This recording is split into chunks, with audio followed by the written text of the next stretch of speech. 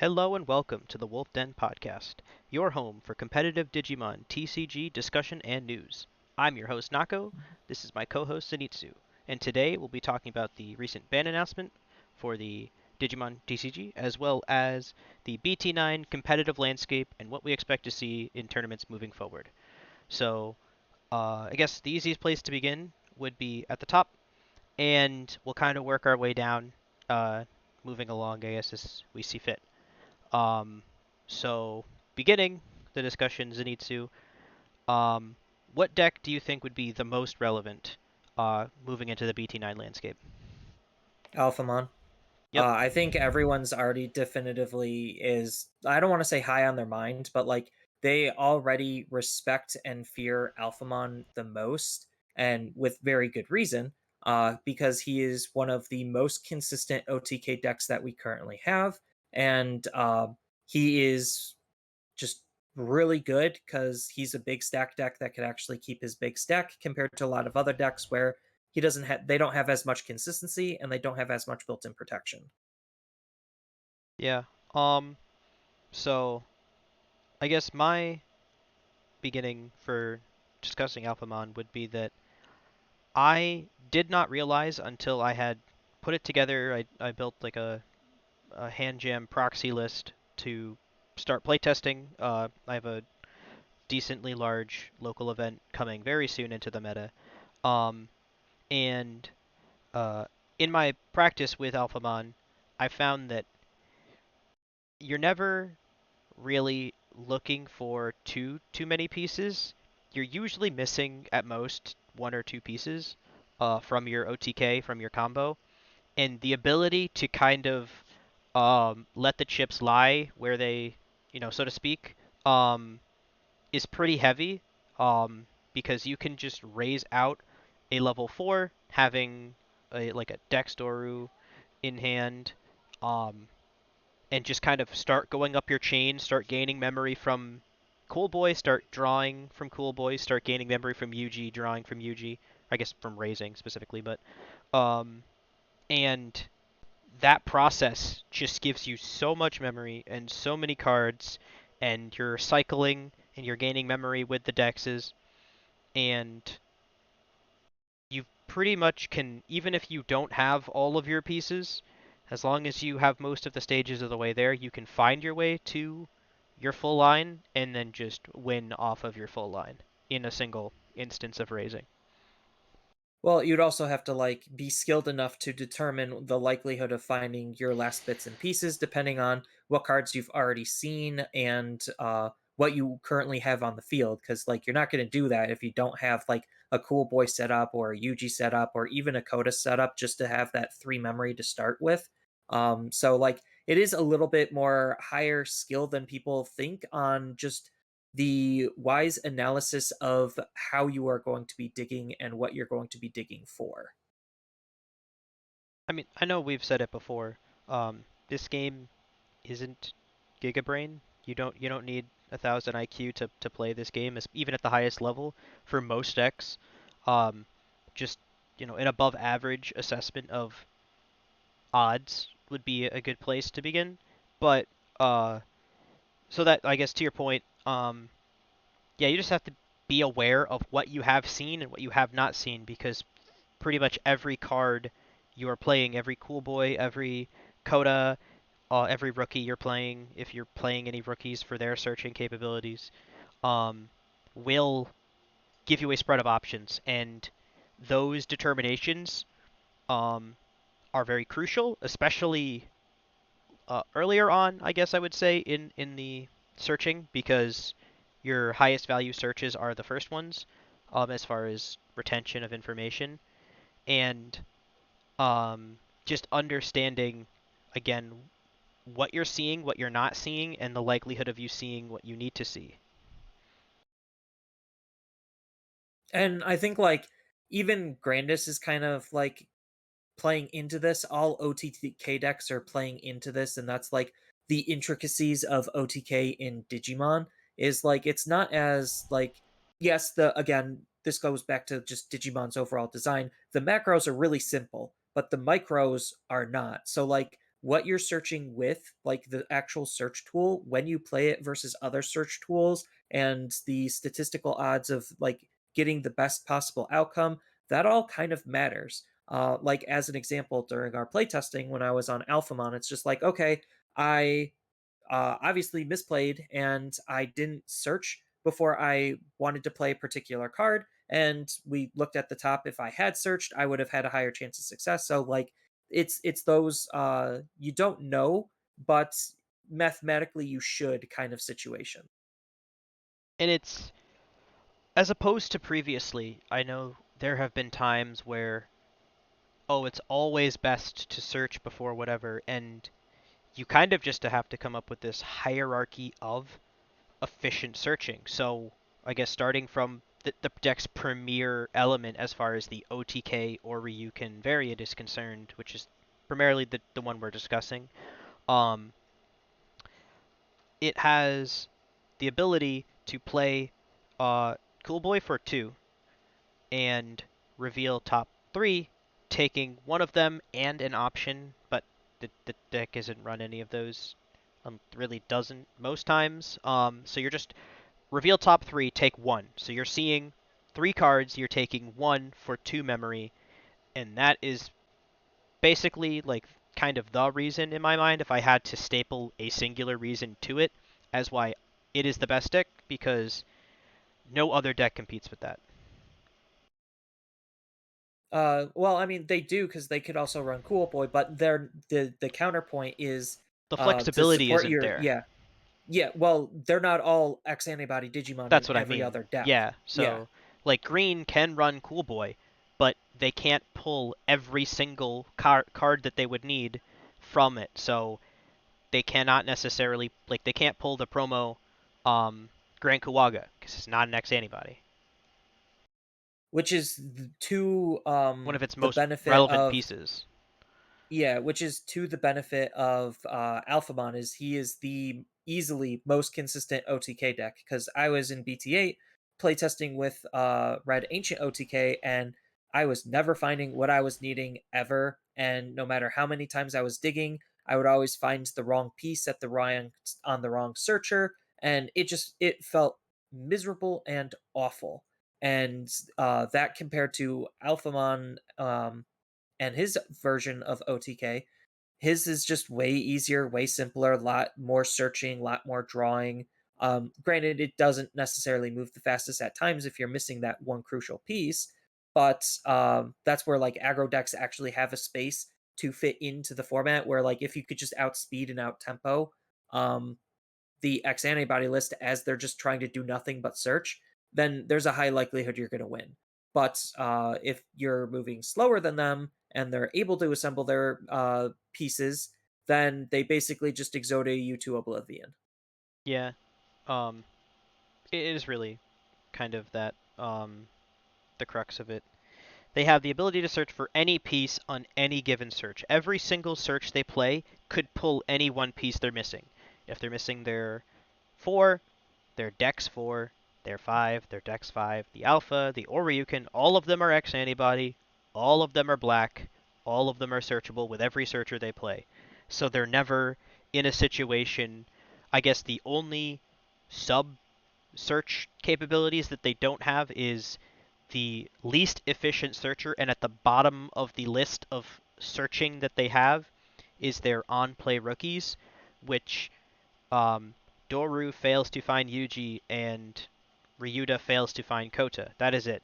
But that's also, those are plus ones, not needed at all. You don't need to plus one off your rookies, and also you're kind of in a not a great spot if you're hard playing the rookies because that is your least efficient search in the game, in your deck. I'm sorry, but um, so if you've already played all of your cool boys, all of your black mem boosts, all of your codas, and you still are missing some pieces, and you don't have some amount of UGs or cool boys already used to then raise and digivolve with to start cycling the pieces, then that's where the deck technically does falter and it is weakest point.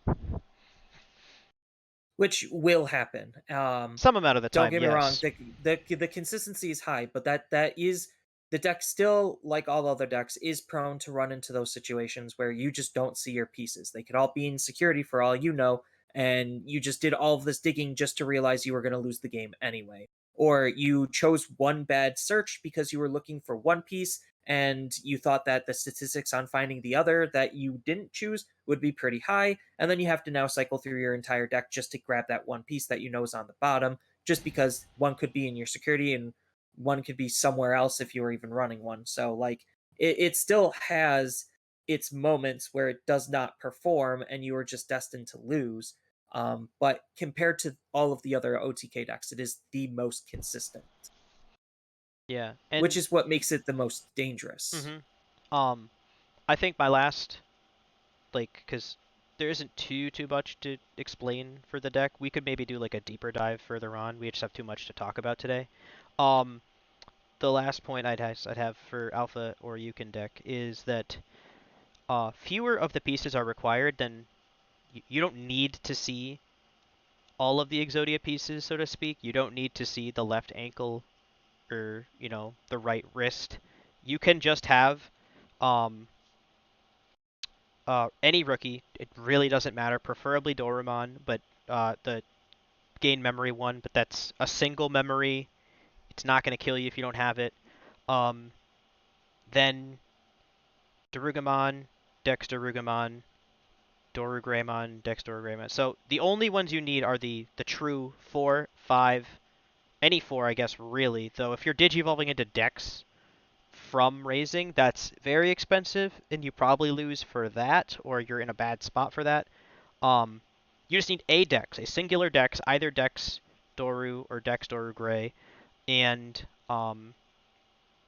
just so that you can utilize whatever amount of cool boys you have, you can then tap, gain memory, and draw from at least once, and then um, yeah, 3, 4, 5, and Alphamon. Doesn't matter which one, depending on the situation. Certain ones are better. The easier one is the rare because usually you're ditching Oryu with your um, dexes for memory, just a tuck from trash, bringing it back effectively, nulling that thrown away card, and then as long as you have a second dex or a second or a sex dorogram, sorry, as a means of just 3 checks, 2 swings is 6 security. That's really all you need. You don't need Oryuken. Oryuken is obviously incredibly efficient if you do have that line. Um, and its higher DP threshold and removal pieces. It's a great card for the deck. It is not required at all for the OTK by any means. Um, and then some amount of finisher if you really need to end it that turn if you haven't been able to chip beforehand. Like it's not as tight No, as people. you're not chipping. You almost will never want to Well, chip because then it gives the opponent the possibility to be able to come back and respond because oh, I hit a tamer, cool, my rookie lives, but now I gave them a crucial part to what they need to like actually be able to be on par tempo wise while I'm still trying to dig. You in OTK decks you never want to chip. You're well, just going for your big combo and that's it. I guess that's true. So chip not being the correct terminology, just a rookie to swing with after alpha swings twice. Yeah, which is Or why commonly. a lot of people like like Alpha Oryukin, because you just gain the memory to be able to hybrid. Like hmm that's it. Yeah, if you found the 1 or 2 of Grumble, depending on how many you run. Um, the the other thing, I guess, is that the deck is not as opposed to aggro as as we've seen in the past. I guess this is my single word of caution to people who've played. Oh yeah, whatever. I've played into Jesmon. I've played into Red Ancient. I'm okay against OTK decks. I'll just beat their face in. But unlike those, um, all of these, like most of these searching tools that I've mentioned, also search from security or at least provide some substantial value from security. So if you can't actually kill them, if you are chipping with some lower level threats and you give them a Coda, a UG, a Cool Boy, even just a black mem boost that they're not searching with, they're just gaining 2 memory from, that's a bad place to be. which is what like which is why a lot of other decks just want to OTK because like okay, you could have all of those, but if I kill you, Yeah, it doesn't do they matter. actually matter? Hmm. And because of the way these OTK decks are structured, they run very little actual defensive security options. So if you are just playing like a normal Humdy Dum average tempo deck, and you are trying to like because you have to win the game and you don't have an absurd amount of damage output, you do have to attack into them. That's playing more towards the OTK's favor because it's like, oh, now I'm getting value off of your swings. You're not killing me. You're putting me closer to being able to kill you.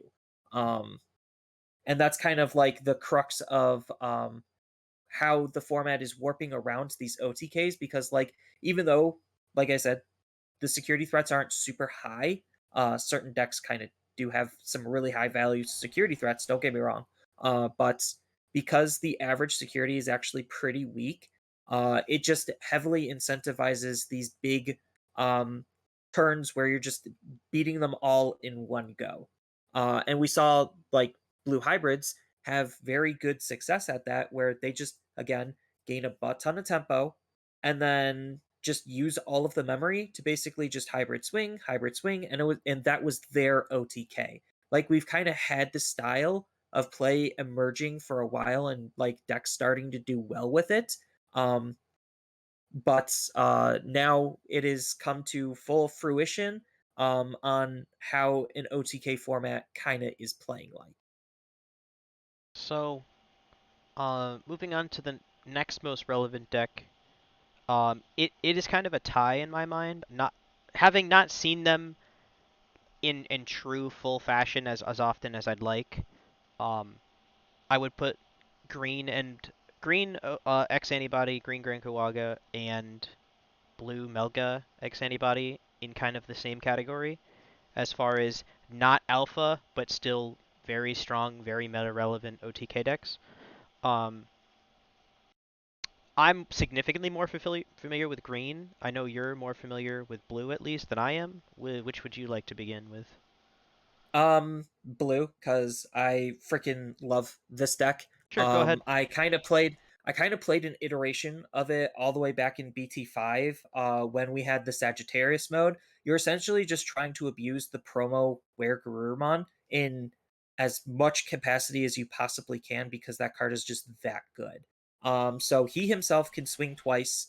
And then on the second swing is usually where you're going to use X antibody, the option that you shoved underneath, to then digivolve into Guru X, or Were Guru X, and then unsuspend, get another swing, and then you're going to digivolve for super cheap into the classic collection Metal Guru because he reduces his cost essentially by the amount of cards in your hand, and then you're going to go from that to another quick and easy Melga X to unsuspend and get another swing.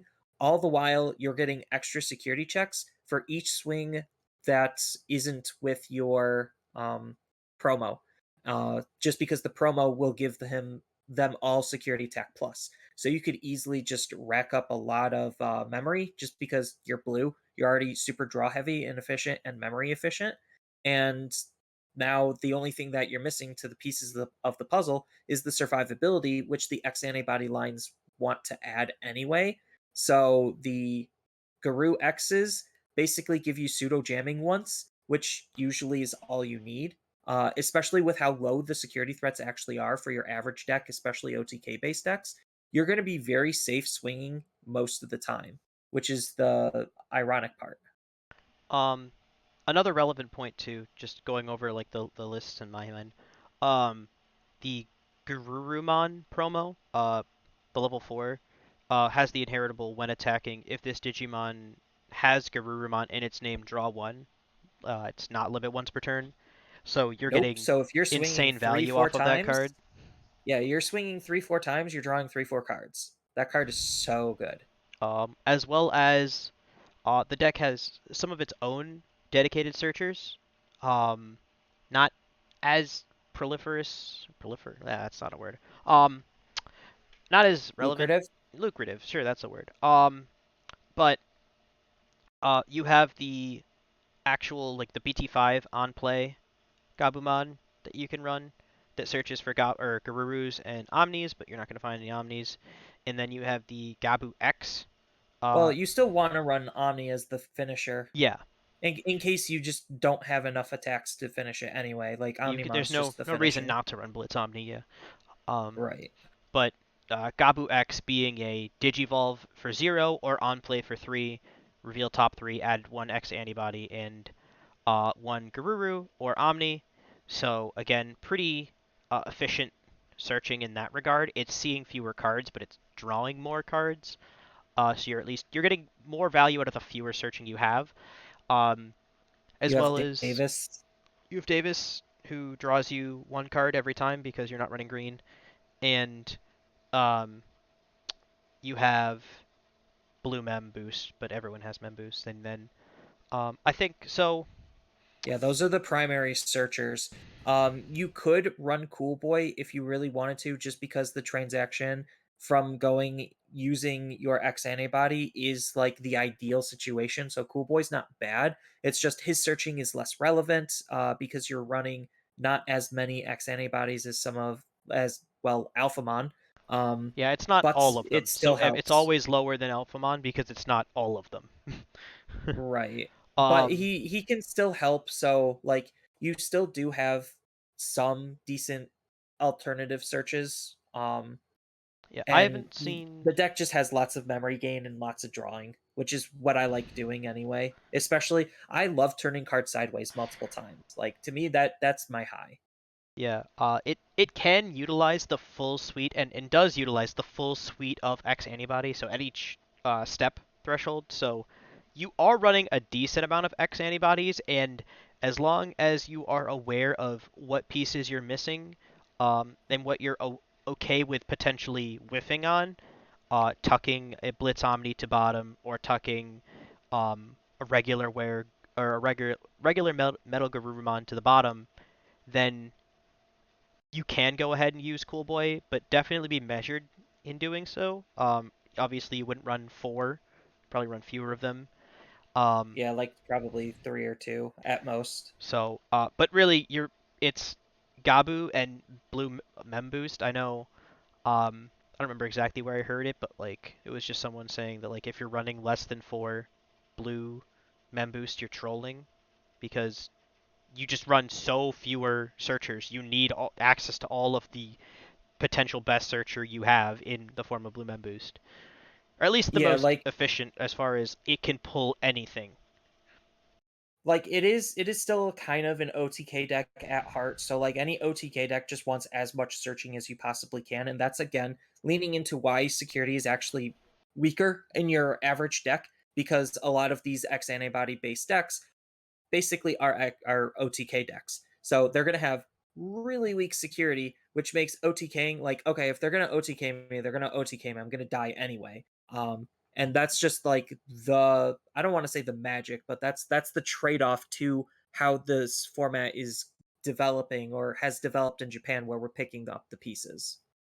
Yeah, just the idea that your deck is full of mostly searchers, searcher options, tamers, and just general Digimon. That the decks run a fairly healthy suite of lower level Digimon, so unless you're hitting a level 6 or level 7, you're probably just not going to die to security, and even then, all the OTK decks are swinging at fairly high DP thresholds with some amount of protection to them inherently, so they really just don't care 95% of the time.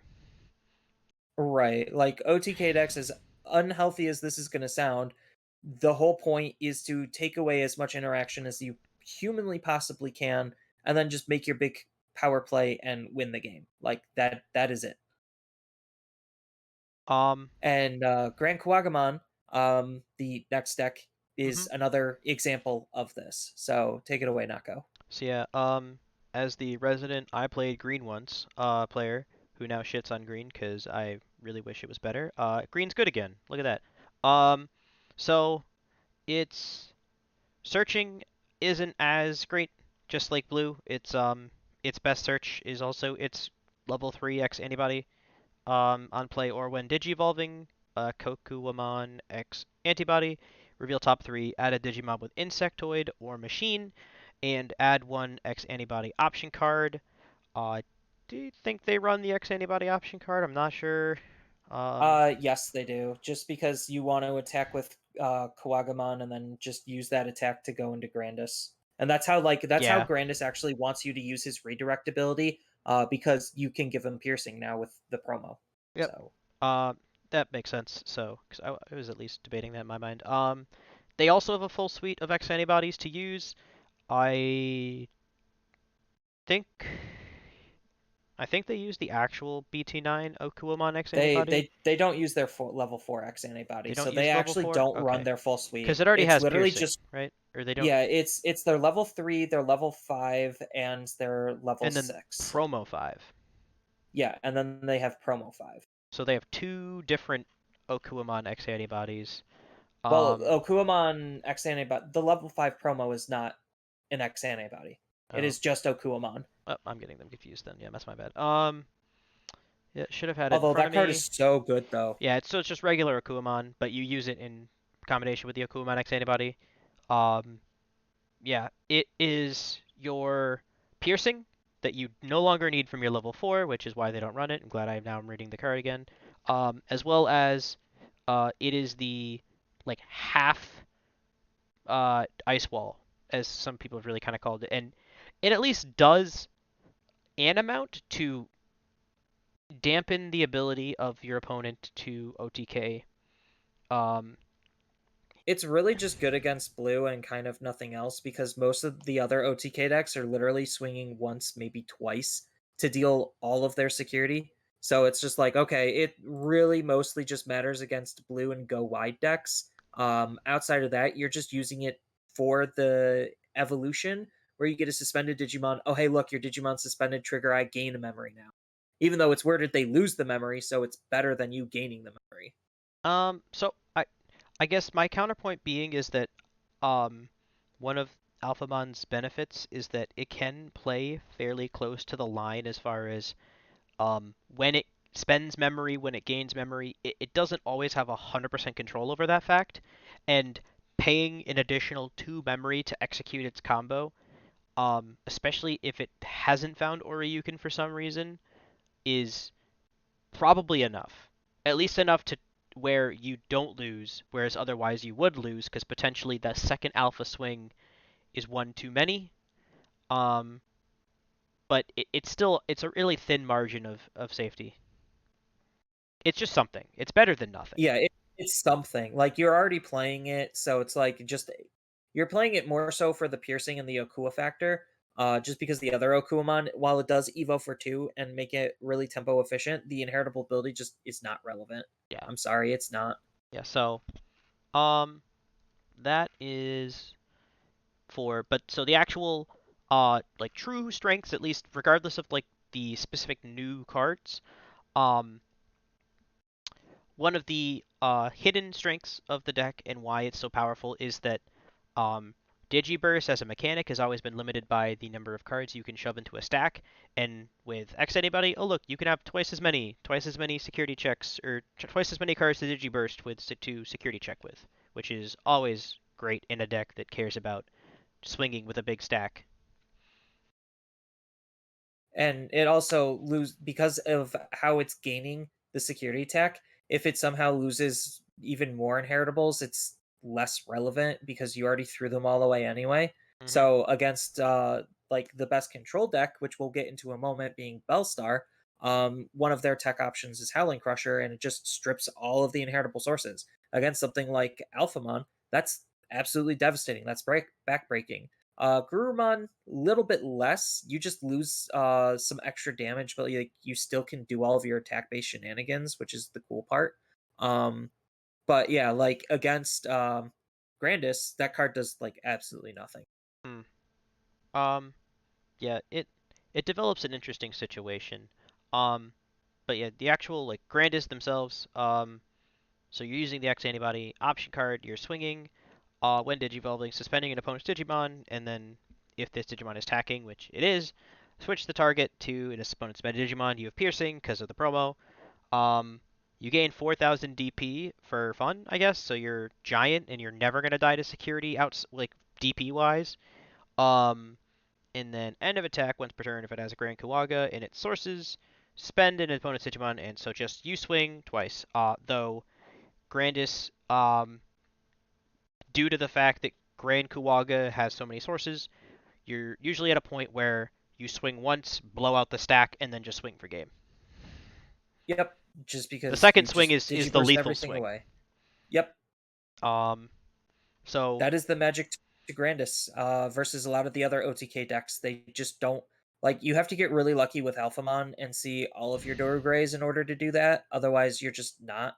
And same thing with Garurumon. You're making so many attacks anyway that like something could still easily go wrong mid combat on any one of those attacks. So Grand Kuwagamon just has that benefit versus the others where he just blows out the whole stack, doesn't care, unsuspends himself, swings for game. um, and just because I was like piecing together components to a deck and I don't want to miss it, um, not so irrelevant mention of the Grandest deck is since it runs Mimi as its memory tamer, there's always the opportunity to tap the Mimi and gain an extra draw from the egg you can hatch, and then always have And that additional rookie ready cocked for the next turn if there is one. or if you have two Mimis, then Oh yeah, true. You could just pull it out. you just do a full one. You You just just pull it do a out. full breeding phase, pull it out, and then swing for game anyway. So like So, Mimi is absolutely really good in that style of deck. The other thing that you could do with Grandis is adopt Hero. The memory, the DP doesn't matter. The memory is just as good as Mimi because they're both memory fixers. And then you just run a delicate plan just for the extra safety that ensures nothing will go wrong, like period. mm. um, so I don't think we really mentioned it with Melga, but uh, Grandis's a weakness is that it does not have protection from anything. I guess if you're running the promo Palmon, which you don't necessarily need because you're already massive, you will give yourself or something else jamming. And Yokomon will give you some amount of additional DP, but you are still weak to the suspects of security. You don't have anything without a delicate plan to protect yourself from that. So more traditional means of removal will just get rid of Grandis, as opposed to Alphamon, who has cannot be DP reduced, cannot be destroyed by card effects, which is 90% of removal. Again, Howling Crusher being the sole exception, or um, it being sent to your hand with Cocytus Breath. Um, Or so de-digivolved. or de-digivolved with Ultimate Flare or something like that. So while there still are means of removal, like each deck has its own kind of unique weakness to removal. There isn't really a commonality, which I think forms at least an interesting uh, tech situation. Whereas um, most OTK decks aren't teching against each other necessarily. They're just kind of investing in doing their own thing better than their opponent. But the any deck that's kind of outside the OTK sphere, which is everything else we're kind of going to talk about, um, is adapting its tech to these three cards, but they have to really choose rock, paper, or scissors. There isn't exactly one answer that answers all of them as far as removal Unless types. you're Bellistar, which has almost all of them. Well, it Which is why runs Bellistar, different ones, but it has just has the yeah, capability of running rock, paper, and scissors. yes. So, but yeah, So the wrong shying one at the away wrong time. from OTK decks, Bellistar.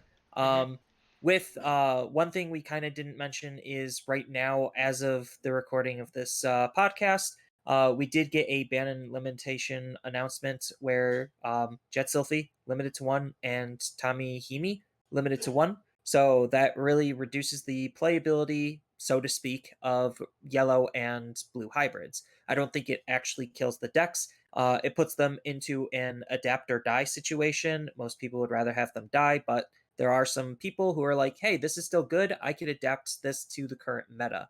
Um, and as a result, that type of mentality leaves Bellistar to be the best premier control deck because it, like you just said, has the ability to run rock, paper, and scissors. Hmm. Whether it sees them is to be determined, but yeah, Battlestar always was that like super tech heavy deck. Um, and now this is a format where tech heavy stuff kind of matters, especially security threats, which you have a slew of options that will remove the opponent's Digimon in various different ways, which makes her very, very good. Yeah. Um, Bellstar, at least as far as a from a control standpoint, has some decent weaknesses that have been exploited in the past that aren't necessarily as relevant now. Or at least, or yeah, not as relevant against the premier threats. Um, because Bellistar's inability to recover, it being a control deck with only 5 security, usually put it out of the running for controlliest control deck only because security control and yellow hybrids could just have more. And um, even though Bellstar was in a great position later in the game when you could just slam and recur Bellstars for pretty much no value or pretty much no cost for insane value. Earlier on, they would struggle and be behind, and depending on the how aggressive the other decks could be, you could push Bellstar down to the point where they were basically like 1 or 2 poor swings or missed hits for them to be out of the game. Now with almost all security checks happening in a single instance, in a single swing, or over the course of one turn, that is less relevant because okay, you just kind of have to say, I have 5 cards here. As long as one of them is the correct tool for the correct deck that I'm dealing with, if I flip a Howling Crusher, even if it's the 4th card, I probably win. Um, and if it's the first card, I definitely win versus Alphamon. Or if I'm versing Grandis and the first card is actually Gaia Force. I was gonna say Or just no, not Gaia Force. not Gaia It is Force, their Happy Bullet. Fly Bullet. Yeah, Yeah, Fly Bullet or Happy Bullet, yeah, because usually Grandis will only have just yeah. It's Grandis. just the So one on field. So. yeah, and then you also have Cocytus Breath in case they do have protection Hmm. against being deleted.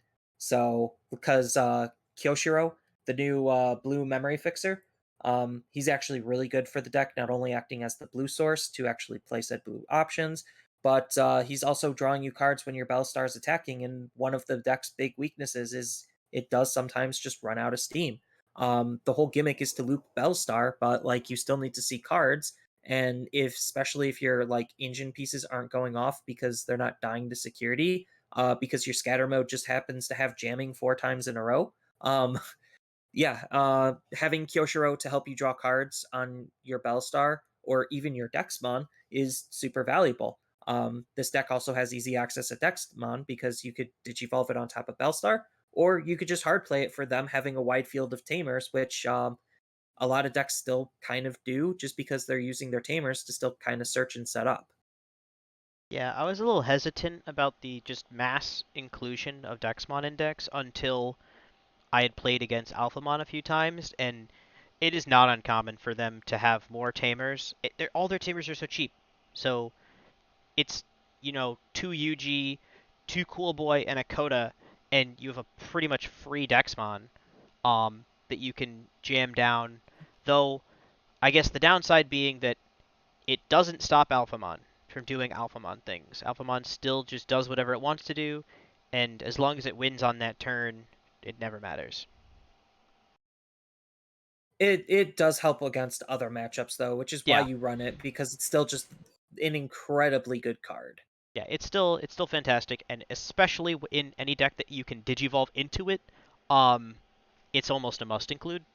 Um, and it will be for the foreseeable future, assuming that so we talked about the August 1st changes to um, the North American meta, at least that'll impact us immediately. Not 100% sure or 80% sure though that they did say there will be another announcement, probably for cards that aren't out in North America yet, that are like more aimed at the current JP meta. So it was their announcement that said that North Americans will get stuff first and then other stuff will get theirs later, I so that does believe. imply two waves, right? Yes. And I guess there are cards in Japan that could potentially see hits. I'm not really one to speculate that. I'm not as aware of the current day-to-day JP meta. But as far as just the yellow and the blue getting hit, little upset the yellow got hit only because I play it and was planning on playing it for the foreseeable future, I guess. But that's literally why it got hit, was because it was what I was planning on playing for the foreseeable future. Um, and blue, Tommy as basically probably my favorite card from that set. It is way too good. So good. And Yeah, frustrating. And so frustrating. I'm glad they mentioned that in the post that it was obnoxious that you could just strip and stun in a single card. Yes. So looking at their Twitter post slash announcement, it reads the following: We are planning to announce updates for ban and restrictions on the Digimon card game in mid-August 2022. We will notify you again via Twitter the day of the announcement. We will announce the details and details of enforcement starting on the official website. For some cards, the English version will enforce them first. So this pre-announcement or wave one is the English stuff that they are enforcing first. So there is more to come mid-August, and there's some decent speculation. One of them that's going to definitely affect the future of our English format would probably be the likelihood of Sunrise Buster. Um, Eh, I don't know. I could kind but of see it all Sunrise depends Buster. on what they actually ban slash limit. Yeah. Um. Yeah, we'll probably dig more into that, at least for like the speculation side in the future. Um.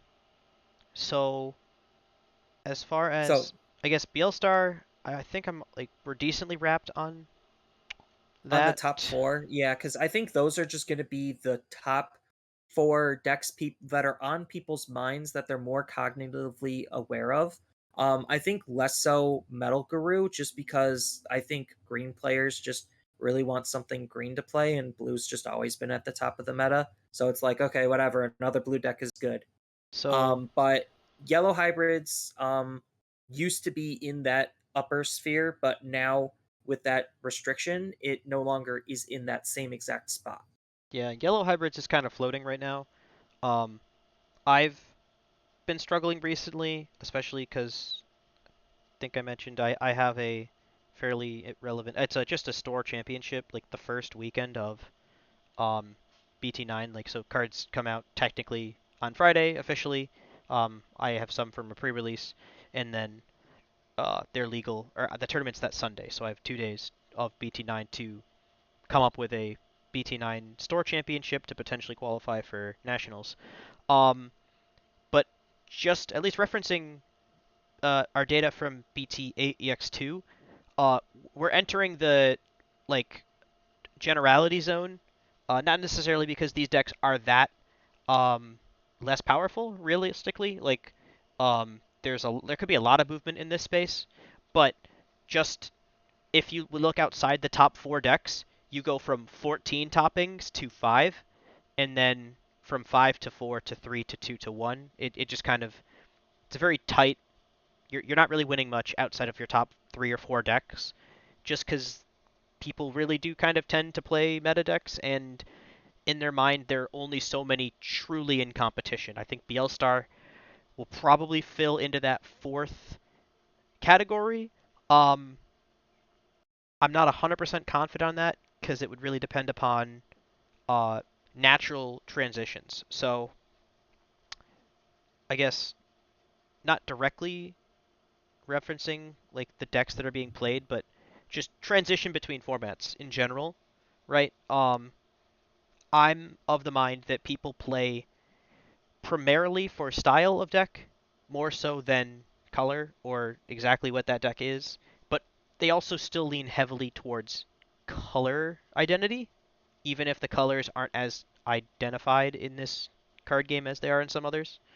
Um, so I don't necessarily see a blue hybrid or Imperial player switching to like Bielstar control necessarily. Like that's just so out of their like what they have been playing and what they like playing.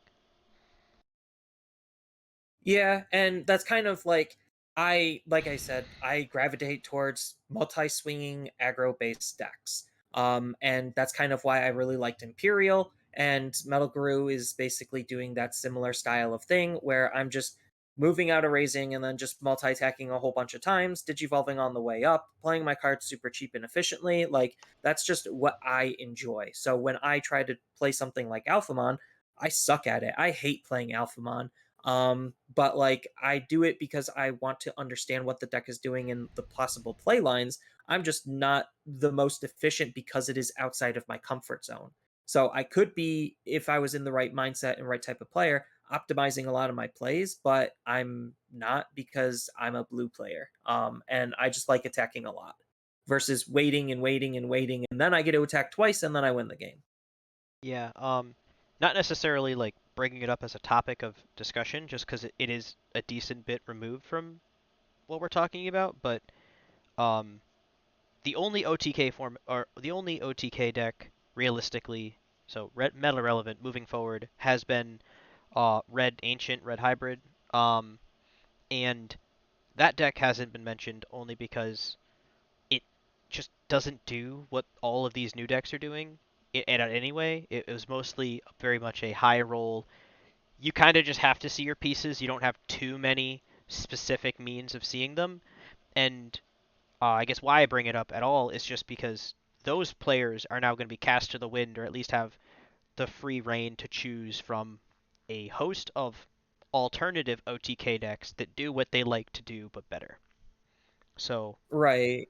they could I move was from playing like red to green or red to black. I think green would probably be a little bit more aligned with their style, but not necessarily. I mean, they're all OTK decks at the end of the day. You build up your big stack, you do your thingy, and then you win the game. Like it is just, I don't want to say it is just that simple, but like for that style of player, that's all that they're looking to do. They're just looking to hide their Digimon, search a whole bunch, and then move their Digimon out, and then win the game the turn that they move out. And that's what Ancient did before. And now that we have better search tools for arguably better decks, those players would just get to pick and choose their other flavor that they want to transition to because they already built up those skills, to try to optimize their searching through a deck that's less efficient at searching. Hmm. So, um, following these natural progressions, so the yellow hybrid players, I guess, like myself, I'm not really sure where we lie. Definitely not a like spokesperson for the player archetype, but please don't play security control because I don't want you to hate yourself more than I would hate you. Um, and but I like Bielstar kind of makes sense. It doesn't really do the same thing. It you're really there's really is no true replacement as far as like exactly what the deck did and what the deck wants to do, besides just trying to make it work still. Um, I'm still working on that. I have some ideas floating around as far as replacements, and there have been people have put lists forward that I don't 100% disagree with as far as because you could basically just replace the cards that needed to be replaced, that being the 3 copies of Jet Sylphie, and run what was functionally a BT9 yellow hybrid deck, just -3 Jet Sylphie +3 of something else. Um, and if you make that only that one change, it's not a terrible deck. It's worse. Oh, don't get me wrong, it is worse. Jet Sylphie was a fantastic card that Well, probably yeah, needed to because be it moved too restricted. fast. Yeah, because it moved too fast, and the unrestricted heal was just too much. hmm Yeah, like so. That being said, um, there are other decks in the format to transition. I guess this would probably be our like a control player's best opportunity because while the current format does look kind of bleak as far as trying to come up with a creative solution to the OTK meta while not being an OTK deck that just does their job, does what the opponent tries to do, but better or faster. Um, and also not getting unlucky because usually these OTK decks don't necessarily run um, any security bombs, but it's not zero. Trying to think, I guess like it would mostly just come in play as far as seeing pieces when you need to see them, as far as forcing your opponent to act. Because if I don't raise this turn, I'm gonna lose. My opponent raised last turn, and kind of, you know, it's asking a question, and if they have a proper response, then you lose. Um, though I guess if they're raising and not winning, then they're asking a very risky question. Maybe to force a half-ass response. There is a lot of nuance to a very simple interaction, and uh, it's something that while the easiest generality would make is like, oh, like he got luckier, like he OTK'd me before I OTK'd him. But it's not usually going to be out of your control as far as what you're seeing and when. Um, as far as the flexibility of searching when to raise, when not to raise. And there will be still a decent amount of luck though, as far as um, even who's going first, honestly. I mean, to boil it down, if you're not an OTK deck, you just have to outrace them. Like that is it. Like you could try to come up with a control method outside of Bellstar and security control. I don't think right now we have the tools to make that work because of just all of the Digimon to Digimon interactions that OTK decks are removing. So the best way to, in my perspective, play both blue and yellow hybrids is basically play it the way hybrids want to be played. You're building your board of tamers, again, adding that uninteractive elements that the opponent can't really deal with, but they're not trying to deal with it anyway because they're trying to do their own thing.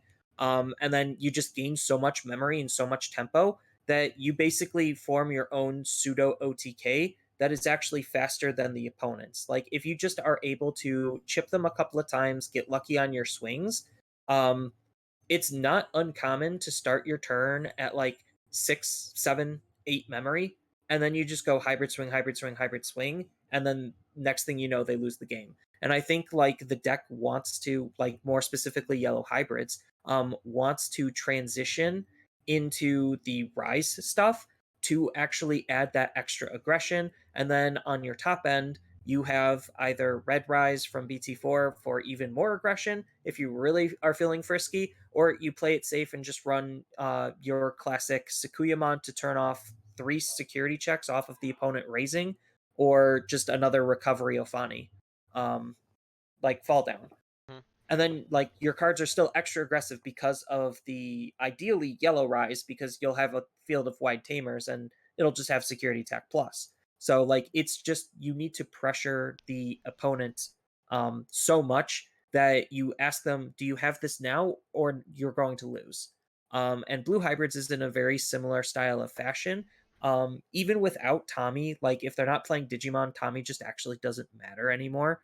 And you're just trying to have something to be able to gain a lot of memory. So you could transition and customize the deck, because Blue Hybrids is the deck that actually has the most hybrid tools to be able to customize it to whatever it needs to do. So you could add in the Leomon stuff if you really wanted to. You could add in the Magna Guru stuff if you really wanted to. Like you have other outs. And I think like these more, in quotation marks, low to the ground aggro style of deck that also just happens to gain lots of resources is still relatively strong. Um, so I don't want to reach too far here.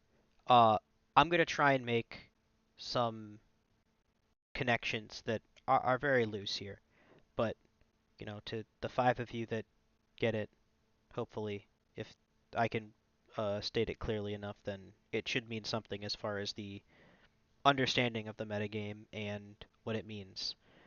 Um, I think on paper, at a very simple overview of the meta, as I mentioned before, people will cite luck or whatever. And um, I played tennis in high school for a brief spell, and the one thing that was um, a natural evolution of actually learning to play better was the difference between a forced and an unforced error.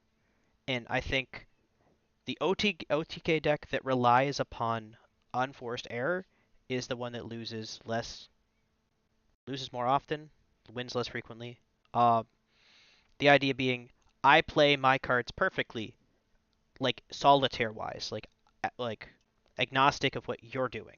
I'm just gonna play my cards, play my OTK, and almost put a blinder up to the opponent's side of the board outside of them trying to actually win the game. And but the forced error component comes into play as far as again like risk assessment, um, and how close to that line of accurate risk assessment you can get to of I may not have my perfect combo, but I sure as hell know that what I have is better than his. So even if I raise and I don't necessarily win the game, I can, scatter the cards to the wind, so to speak, and I maybe put him down to one security and then pass turn, and then he raises and has to deal with my Digimon and do something else, and he may not be able to directly deal with my Digimon, especially in the case of Alphamon, which is probably why it's the better one of the other reasons why it's the better OTK deck is I raise, I do an amount of damage, but I sure as hell am winning next turn. So you have to make it so that I don't win next turn, and I'm gonna make that as hard for you as possible. And that's where like the forced error comes into play, and how I'm going to put you out of your comfort zone. I'm going to force you to pick your head up off of your side of the board, off of your cards, and what you exactly want to do per like a solitaire perfect game space idea, and force you to play incorrectly or to overextend, and then put myself in a position to win the game, even if I didn't necessarily like. Because if I just wait for one of us to see our pieces first, I don't necessarily win. If that makes any sense. It kind of does, at least to me, because like it's kind of why I like these more low to the ground aggressive style of decks is because it does force these OTK decks to be able to respond, and if they don't, then they just lose. And one of the better decks that does that is actually Magnamon, uh, and the armor deck. Mm. Um, like Magna X is insane for turning off most OTKs. Just because he could redirect the attack. Oh, hey, look, now I redirected the attack. Oh, I died. Except JK, I didn't die. I basically de-digivolved myself while recovering my Magna into ideally another Magna that has blocker. So now I can deal with a second incoming attack at my security on top of now me having more security. So like it's a really good deck to use, especially because a lot of your cards are just literally level fours. You're swinging most of the time with level fours with armor. Um, and that's still just really good. And that's why in Japan, towards the later half of the format, Commandramon was actually doing really well. The only realistic new card that they got in BT7 is just Dexmon. And sometimes just hard slamming a Dexmon is good enough to apply lots of pressure onto the opponent to do something, on top of you just literally doing the same exact game plan you've done since BT4. Just play Commandramon, swing, chip, build up your trash, and then end the game with a Darkdramon. Like, these are still very good decks to use, and even like the DNA decks of last set, Mastemon and Imperial, like they're still very aggressive and very powerful decks. Like, if I turn one hard play a Gatomon and you don't have a response for that Gatomon, I'm feeling very good about my future turns. Yeah. Um. Though, uh, just like I guess with every um natural evolution between sets, there usually is a power escalation of some kind. Not so much power creep. I wouldn't really call it that, but the scope changes. The defined threats change, and with that, so while slamming a Gato and um, you're kind of requiring a response from your opponent, um, not necessarily, because so it's going to become the new annoyance of this set at least because this is just like my threat assessment and my answer to kind of like how I shit on cards, how I value cards is in common scenarios that you're going to see. And so the unfortunate problem, and again why it's the king of the format, is Alpha Oryukin, specifically with the rare Alphamon, which I actually thought was garbage, was announced. I was like, oh, it's a budget alternative to the secret option, I guess, because they're making a whole new Alpha archetype with this Alpha like justy weird package that just like cares about Alphamon, but you're not going to use that. You're just going to use the X antibody. Like I thought there was trying to include an Alphamon for budget players in mind, but for the Oryu OTK combo, very relevant because that single instance of D-Digivolve, while also Digivolving from or tucking from trash, that interaction is so uniquely tuned for the OTK. It's not even funny because it solves a lot of problems. Okay, wow, Magna X is a great card. Unless it's not Magna X, and then it doesn't matter because now you have to make sure that A, it's not sideways, because if you de-digivolve a sideways Magna X, you can no longer redirect the attack. It doesn't have blocker while sideways anymore. So it no longer matters. It's just dead in the water. Um, it no longer recovers itself because it just de-digivolves. Um, or crap. Uh, I oh, mean, like I get what you're getting at. or Like Mass D. the Like, D-Digivolve, yeah, the D-Digivolve basically takes away a lot of the opponent's aggression. It's just like, okay, you have your mega, you built up, you did your thing, cool. D-Digivolve, whatever you just did didn't matter. By the way, I'm killing you. mm-hmm. And like that's what part of making Alphamon so good. Um, is just that ability to interact and respond on crackback. Almost Um, passively, you know. I mean, but this is where like meta starts taking play and like play style and how you're approaching the matchup. So it's just like as a Magna X player, you probably don't want to necessarily raise you don't want to use your Magna X. It might sound really bad to do, but To like attack with at if that least. card is yeah, if you're just slowing yourself down by using that card versus trying to be more aggressive and trying to push the response earlier, then like that's something as a player you have to acknowledge. And this is kind of why I like Black War Greymon, is because like he kind of takes advantage of this by popping the opponent's tamers before they start actually gaining more value off of their tamers, and then you're still going to have to respond to him. Hmm. Um, I Yeah. mean, granted, like you still digivolve and then whatever you just did didn't matter, but like now just the fact that I could pop your tamers and try to control your field of whatever is there is still super relevant on being proactive enough to put them off their game plan. Because now, what if they don't have the ability to use their tamers as efficiently because they're all gone? Um, and then you raise up your Alphamon, digivolve an Alphamon, and then now you pass your turn because I choked you on memory. Like that's still kind of relevant. Um. Yeah. That is very relevant. I actually, I know it. Black War Greymon does seem to be like the community's favorite deck that nobody plays. If that, like, it's a great archetype fundamentally, but in practice just isn't exactly what people wish it would be.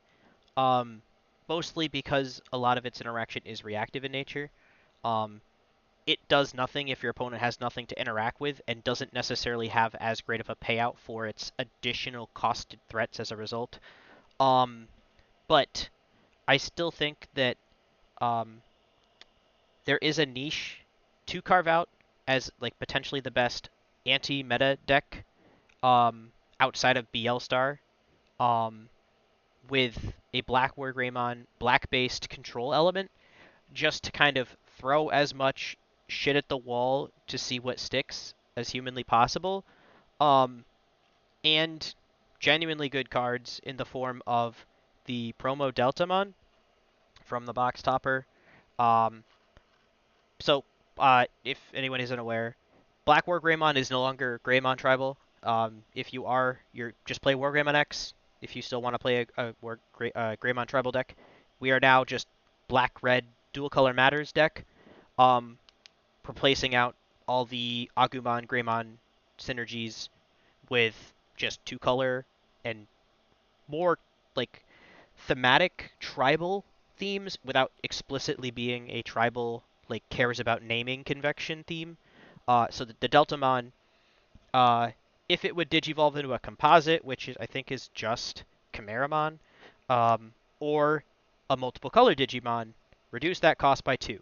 Fantastic effect to have on a level 4 because all of your level 5s are expensive. Uh, Now, I know last format it was kind of argument or an argument as far as which level 5 was supporting the BT8 Metal Greymon. Um, Megadramon kind of solved that argument. Again, we don't care as much about not being Greymon or Chimeramon tucking additional sources. Like it's just Megadramon uh, costs 4, which is expensive, just like Metal Greymon is, but has an equally relevant effect to delete an opponent's Digimon or Tamer with a play cost of 3 or less, almost exclusively targeting Tamers in this format, or Commandramons if people are trying to flood the board.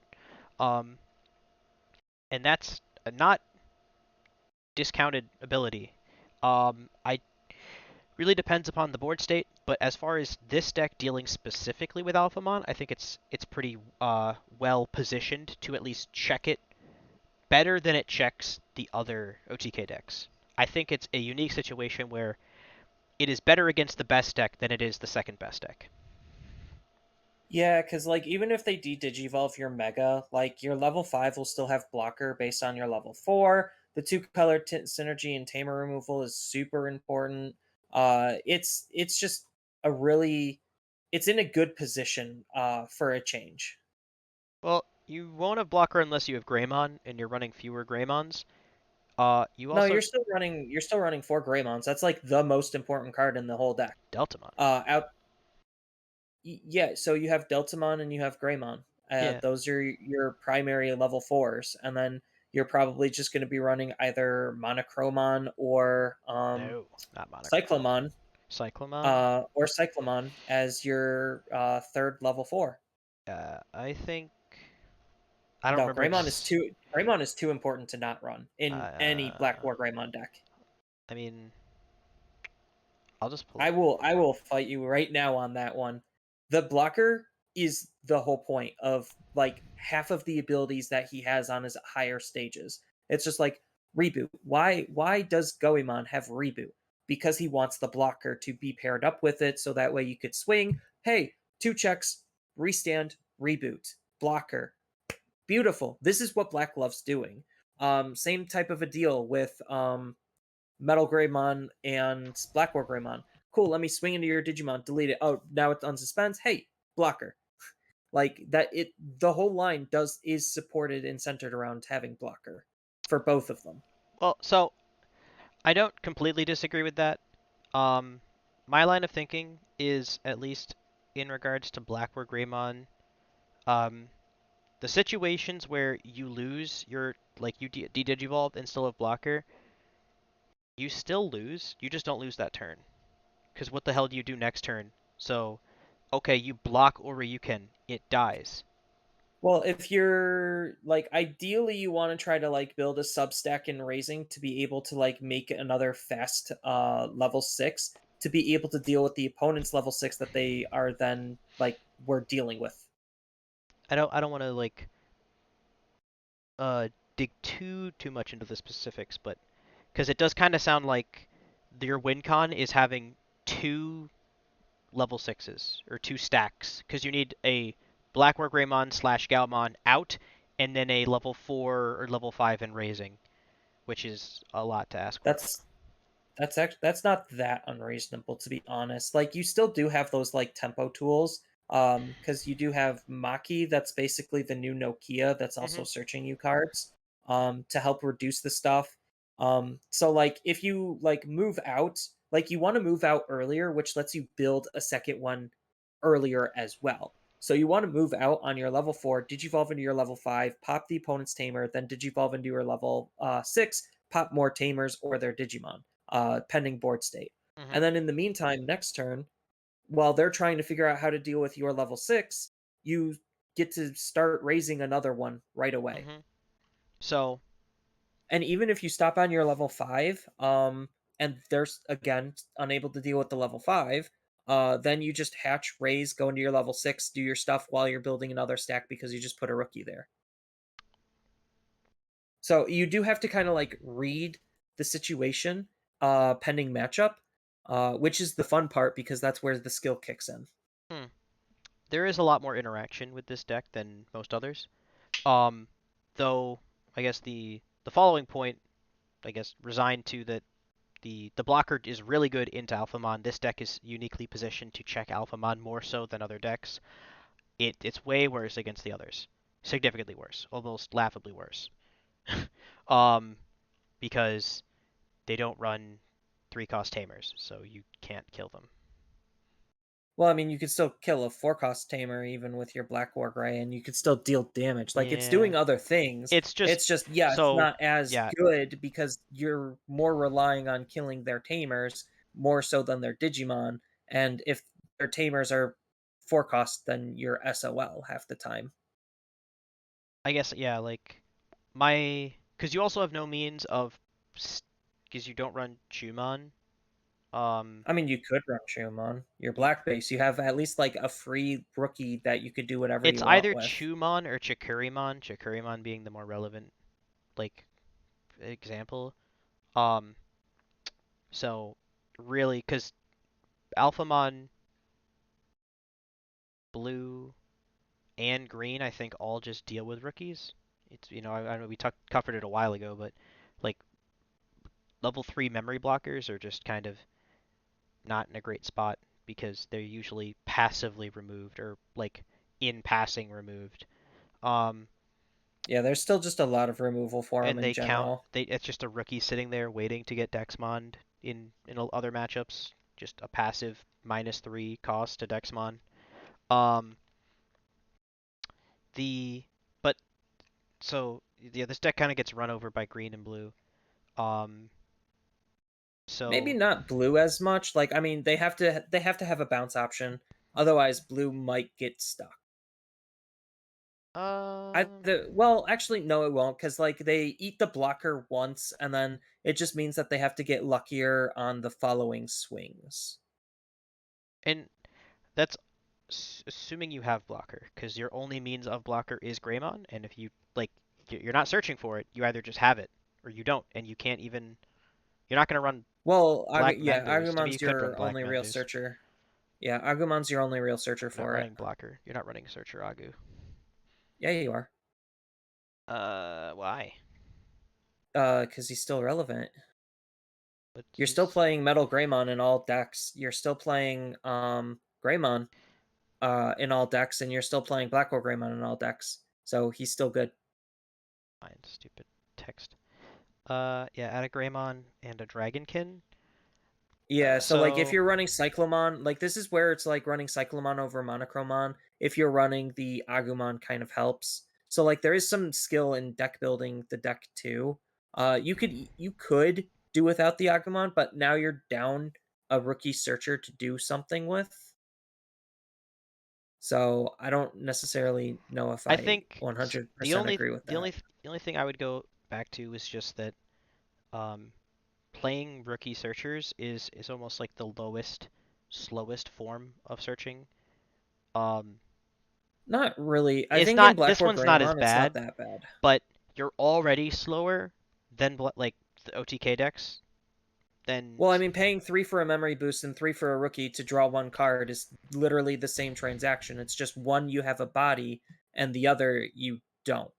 because all of this also assumes you're ahead of the tempo.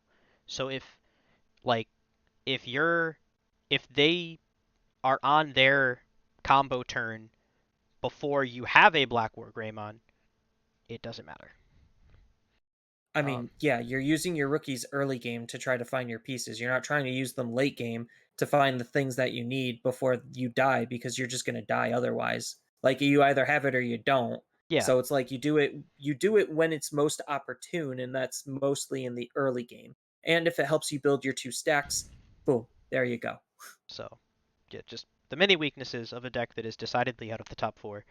Um, Well, I mean, not all decks have access to Tamer digging. Like not all of their tamers dig, and you won't see them all of the time, and that's not everything any deck is always going to be using. Like, yes, tamers to dig is probably better than rookies to dig, um, but not all decks have access to that, so they have to play with the Well, tools that they're given. it's not even just tamers to dig. It's tamers to dig that also do something else, right? Like like example being direct comparison. Coda costs 4 on play. Find a combo piece, as well as is memory tamer. Yeah, Uh, but Black War Greymon doesn't have a tool like that. The closest thing that they that's have what is I'm saying. Maki. Direct comparison. They play their tamer that. Well, like the other thing, like you're I think the oversight is the fact that there's the body on the field. That is the other thing. It's just like, okay, you searched for 3. Same thing with memory boost. You searched for 3. Memory boost, the other thing is you pop it to gain 2. Hmm. The rookie that you searched with is a rookie. It is a body to start climbing to do other things with. So that is the counterpoint to your direct comparison. It's just like, yes, tamers are better and more efficient when you actually have access to them because of just the safetiness of tamers, but again, not all decks have that, so they have to play with what they do have. I was going to make that direct comparison because it's not a direct comparison. I was going to, so even amongst the actual OTK decks, um, Coda cost 4, searches for combo piece, is memory tamer. Mimi cost 4, is memory tamer. No searching. Some consistency with raising. If you have 2 of them, that's an extra swing, or if one of them, you just get a single extra draw. But outside of that, so Coda finds combo piece, Mimi does not. Um, Davis finds combo piece, searches for 3, not 4. Um, and so it's like, I guess, Coda being A tier, searcher, memory tamer, Mimi being like C tier, Davis being the halfway mark. Because at least it finds a card, a blue card, out of the top 3. Um, so I mean, it's yeah, just, like when you're going tamer to tamer, like yes, that or like, red and other black decks just don't have access to a good tamer digger, which is why Izzy was so highly valued for a while because at least he could cost 3 as a memory fixing tamer and break at the top, even though he's not directly drawing you cards. Red doesn't have anything like that. Purple kind of really doesn't have anything with that. That's why Matt is held in such high regards, is because like he's the closest thing because purple likes to fill up its trash and Matt tries to use that to its benefit. mhm. Um, The other, Yellow has TK, yeah, TK search pulls from through the security. security. So Security like, memory is relevant too. Something I really lack when I play other decks. I really enjoy knowing exactly what's in my security, at least 4/5 of my security. yeah, and that's kind of why I still think like yellow hybrids is still in a really powerful position because it's the best deck to use TK, while using Zoe to help find its parts and pieces, on top of the fact that it's a tamer based deck that actually has a more aggressive game plan now that Jet Sylphie is gone, not trying to actively stall the game out. Mm. Um, just to make it the other one. The other comparison to be made is, you know, what is a tier 1 deck versus what is not a tier 1 deck, and the reasons thus so.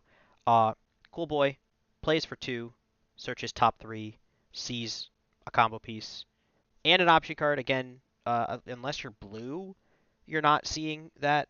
But so for the purposes of Alphamon, just all 3 are, any one of the 3 combo pieces are valid. Um, and then on a later turn, gains you 1 memory and draws you 1 card. Maki costs 3, also sees 3. Can add a Tappermon and a 2-color Digimon with black. Um, but it's pretty realistically just seeing you 1 card, and even then Tappermon is not a combo piece, so it doesn't matter that it sees an extra card in that regard. And then it reduces the Digivolution cost by 1, so it's effectively the same as gaining 1 memory, but it doesn't draw you a card. So costs 1 more and gives you 1 less card. So it's more expensive and worse. I mean, Yeah, like that's why we already know why like Alphamon is tier 1 definitively is because of all of the searching tools and memory efficiency and all that. We just went over that. I know, like And we that's why like do. all of these decks are tier 2 at best is because they're just not as efficient in terms of like how they're playing the game compared to the tier 1 decks.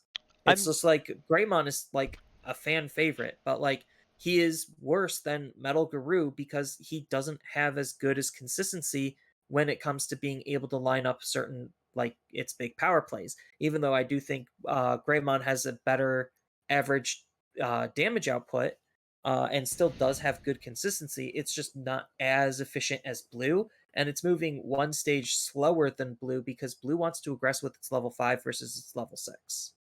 level 5 that is susceptible to dying in security.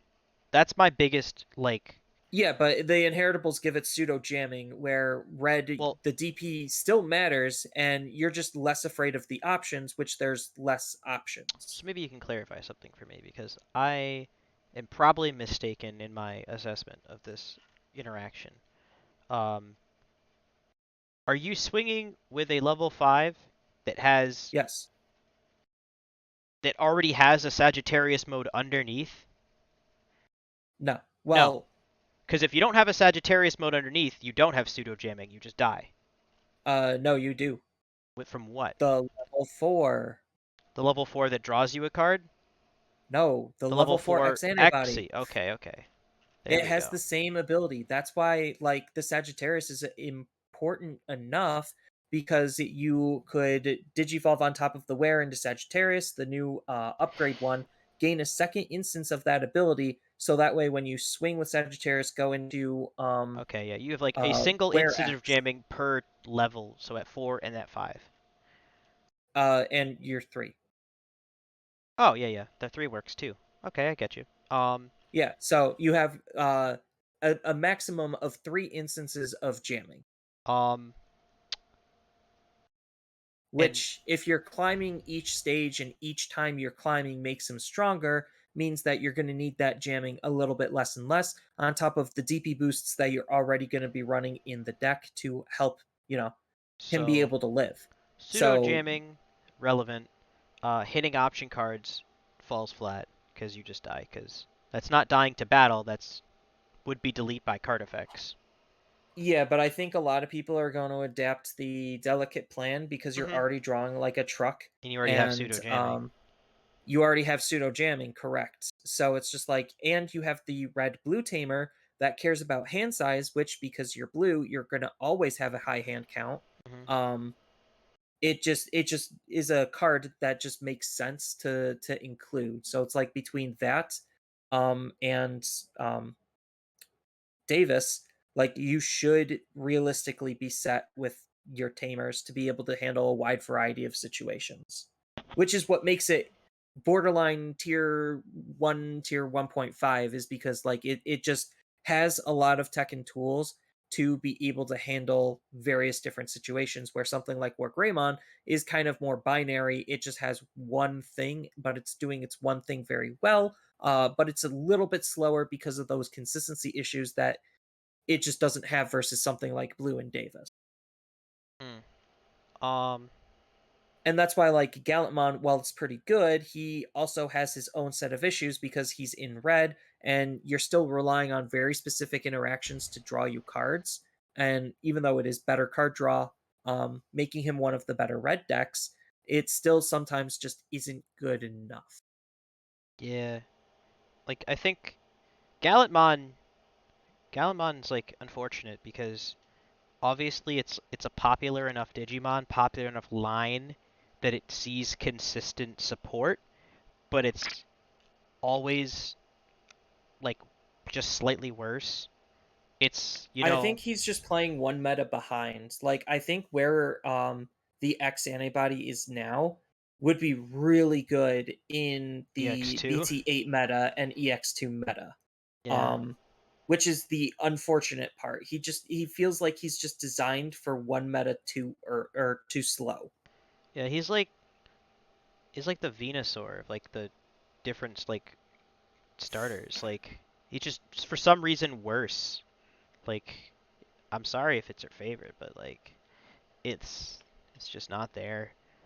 Like Um, the problem with Galamon is he's removal based and he's playing off of that, but like if you're just hiding Digimon and raising, then it just doesn't matter. yeah, I mean, it's just the spiel I went around when I was talking about all the inheritables for the greens from EX2, like oh, delete an opponent's Digimon and raising its threshold to delete Digimon, but okay, but you there aren't any, so what do you do? The only yeah, like the only benefit is if you're somehow lucky enough to live through getting your security checked and they have a mega out, you could make warp plays and make like some really insane crackback turns. But that's relying too much on living through an OTK. Um, yeah, we definitely got a decent host of them. We didn't get all of them, obviously. There's still like probably another like hours worth of discussion on like the rest of the competitive, not tier one, but definitely seeing tournament play level. Um, and I guess how those decks respond to the top three, four ish decks. Um, but we are running out of time. So, in the advent of ending on a more lighthearted note, um, favorite alt art of this set? Oh god. I unfortunately I'm gonna have to say alpha it's a tie between merciful mode and alpha Oryukin. You Like like those two merciful alt mode? arts are I kinda do. I don't. I don't not like merciful mode. I guess I have no connection to merciful mode as a character. It's just a thing. I feel like they just kind of pull Omnimons out of their ass. Like I don't know why it's that. I don't know what makes it merciful. Other than the blue I would tell lines. you, but that would take too long. So me having no connection to the character and looking at the card and it being okay at best and probably one of the worst SRs you could pull makes me not like it. Especially if I got an alt art of it, I guess. Basically, I'm like, oh man, this is a great card that looks okay, but I'm never gonna get to play it. I Um, mean, yeah. Like there's a lot of really good alt arts in this set though. Like I think the worst one, not to switch tones, I think the worst one is Magna X. I hate the look of that alt art. I think his normal art is way better. Um, but yeah, Merciful Mode I think looks gorgeous and Oryukin looks really fire. it's actually funny. It's not here. It's not on DigimonCard.dev. I was like, what do you mean? And I'm looking, and it's literally not here. Magna Just look on X. TCG Player. Yeah, Um, just don't look too hard. don't look too hard. Um, I guess my favorite, uh, probably be, yeah, because I feel like it's a cop out to say Dexmon. I really do like the Dexmon alt art as compared to its regular art. Um, I think it's different enough to be cool, especially as a secret. Um, whereas like Oryuken, I feel like it's not distinct enough to me. Um, but still, Galmon's actually Galmon X alt art's fucking wild. Is like, I would just love to have that in my deck if I ever could play a deck that included Galmon X. Yeah, but even though we are coming up like as a good closer, even though we are coming up an OTK based format, there's still just a wide variety of decks that you could play. There's still lots of room for experimentation to try to figure out how to beat OTK decks. Like just hitting on just spitballing some other decks that you could play, even though they might not be like tier one. Play towards your meta is always important. But Machine Dramon keeps getting support. Beelzemon, he got the new update card that might make him a little bit better. You still have Mother D Reaper, which you could tech in a wide variety of different ways, depending on the sub packaging colors. You still have green hybrids, which is good. You still have Cherubimon, which is another hybrid based deck, which is again really good. Just trying to gain passive memory and chip out. Um, you have like just a lot of various other decks. Sakuyamon, Lord Nightmon, uh, Justimon. Um, I'm just really happy that Digimon has a whole bunch of really fun and interesting decks. Um, and I'm curious to see how people are going to take to the BT9 meta. Yeah. I'm at least hopeful that the competitive landscape isn't entirely skewed in a single direction, namely being Oryuken. Um, its success in Japan has me a little bit concerned that it'll just be like blue hybrid of BT7 or Gabu Bond of EX2. Watch as they Or hit EX1, I'm sorry. Alphamon the rare.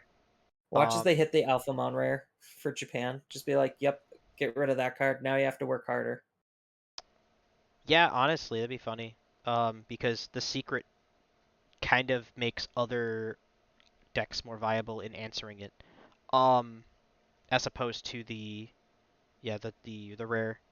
Um, but even though like the actual toppings may be a little one-sided, but that's to no one's. It has kind of always been the case in Digimon that the best deck is best enough to where it's if you want to win 100%, it is usually correct to play that deck, or at least learning that deck to then play that deck. Um, but you don't have to.